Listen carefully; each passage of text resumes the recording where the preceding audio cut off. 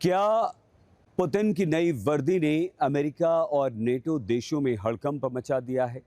Putin सेना की वर्दी में नजर आए, पुतिन सेना के वॉर रूम में नजर आए और सेना और वॉर रूम में नजर आने के बाद नेटो और अमेरिका देशों में हड़कंप मच गया है। अमेरिका के साथी देश परेशान हो गए हैं क्योंकि न सिर्फ पुतिन सेना की वर्दी में नजर आए बल्कि उन्होंने वॉर रूम में ऐसे समय पर एटमी हमले का युद्धाभ्यास किया जब नेटो देशों और रूस के बीच तनाव अपने चरम पर है। दोनों देशों ने एक दूसरे पर मिसाइलें तान दी हैं, तैनात कर दी हैं।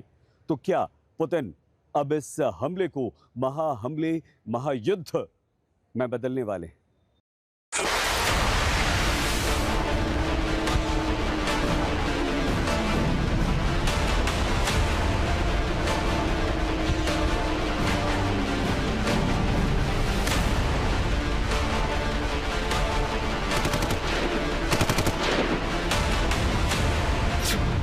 क्या एटम बम से हमला करेगी पुतिन की सेना?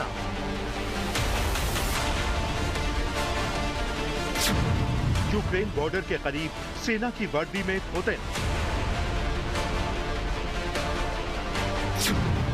रूस का यूरोप पर एटमी हमले वाला रिहर्सल।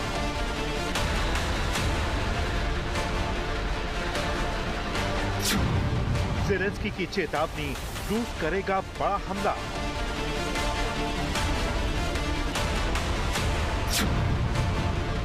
नेटो से बोला पोलैंड, तैयार करो एटमी हथियार।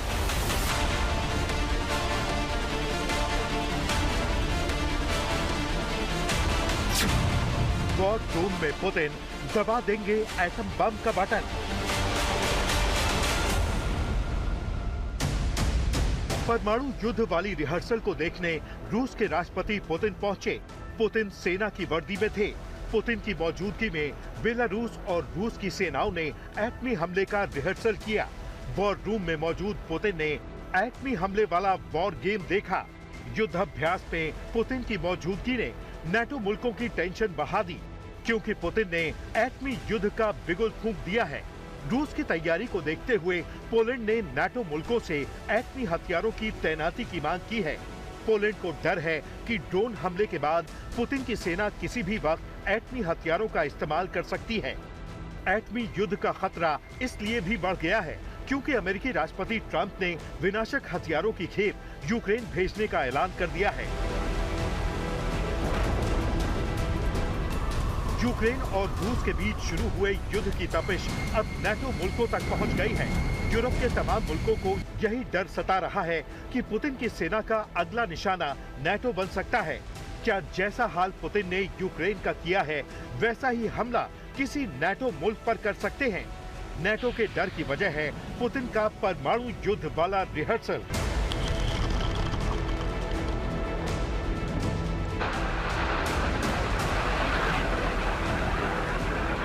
दरअसल रूस और बेलारूस के करीब 1 लाख सैनिकों ने युद्धाभ्यास में हिस्सा लिया। युद्धाभ्यास में परमाणु बम वर्षक युद्धपोत और भारी तोपखाने के साथ युद्ध की तैयारियों का अभ्यास किया। बड़ी बात यह है कि दोनों मुल्कों के 333 लड़ाकू विमान और 247 नौसैनिक जहाज का इस्तेमाल किया गया, जिनमें पनडुब्बियां भी शामिल थीं। युद्धाभ्यास के दौरान रूस ने अपनी घातक हाइपरसोनिक क्रूज मिसाइल जिरकॉन का परीक्षण किया तो अपनी सबसे विनाशकारी मिसाइल ओरेश्निक की ताकत दुनिया को दिखाई। युद्ध विराम को लेकर रूस के राष्ट्रपति पुतिन ने बड़ा बयान दिया है। अभ्यास का उद्देश्य रक्षा को मजबूत करना और संभावित खतरों से निपटने के लिए तत्परता दिखाना है। जिस वक्त रूस का युद्धाभ्यास चल रहा था, वॉर रूम में पुतिन मौजूद थे। ठीक उसी वक्त रूस की सेना ने यूक्रेन पर बड़ा हवाई हमला किया। जापोरिजिया में 100 से ज्यादा ड्रोन और 150 ग्लाइड बम दागे। रूस के हमले पर यूक्रेन के राष्ट्रपति ज़ेलेंस्की ने पुतिन के बारूदी इरादों से नेटो को आगाह किया है। पिछले 2 हफ्तों में रूस ने यूक्रेन पर 3500 से ज्यादा ड्रोन, 2500 से ज्यादा शक्तिशाली ग्लाइड बम और करीब 200 मिसाइलें दागी हैं। ये हमले यूक्रेन की रक्षा प्रणाली के लिए सबसे बड़ी चुनौती बन गए हैं, विशेष रूप से रूस के ग्लाइड बम, जो ऊंचाई से छोड़े जाते हैं बेहद विनाशकारी साबित हो रहे हैं।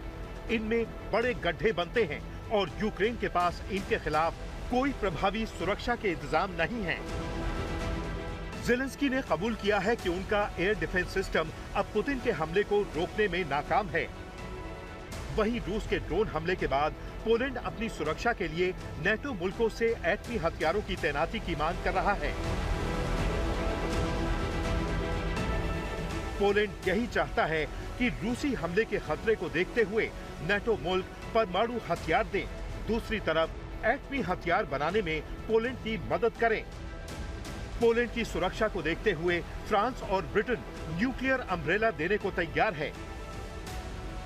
न्यूक्लियर अम्ब्रेला का मतलब है एक परमाणु हथियार संपन्न देश की तरफ से किसी गैर परमाणु सहयोगी को एटमी हमले से बचाने की सुरक्षा गारंटी देना। अब देखना यही है कि नेटो की तरफ से क्या कदम उठाया जाता है। हालांकि नेटो के सैनिकों की पोलैंड में तैनाती को लेकर बड़ा फैसला हो चुका है। ये वही फैसला है जिसे लेकर पुतिन ने नेटो को अंजाम भुगतने की धमकी दी थी। पुतिन की धमकी के बावजूद पोलैंड में नेटो सैनिकों की तैनाती होगी।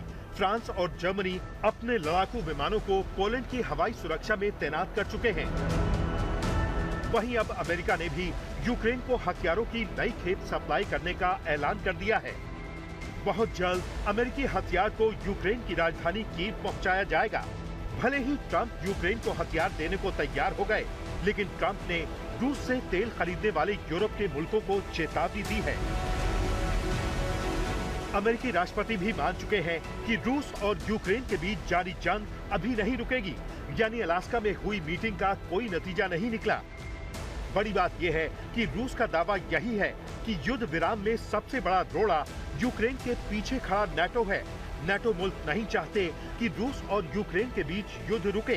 रूस का आरोप है कि यूक्रेन के बहाने रूस पर हमला करना चाहता है नेटो, लेकिन नेटो के मंसूबों को रूस कभी कामयाब नहीं होने देगा। अगर युद्ध विराम होगा तो रूस की शर्तों पर होगा। रूस यूक्रेन में संघर्ष को डिप्लोमेटिक तरीके से सुलझाने के लिए तैयार है। पुतिन की सेना 2 फ्रंट पर जंग लड़ने की तैयारी कर चुकी है। ताजा युद्ध अभ्यास इसी तैयारी का हिस्सा है। पोलैंड और रोमानिया पर ड्रोन हमले करके पुतिन ने अपने बारूदी इरादों का ट्रेलर नेटो को दिखा दिया है।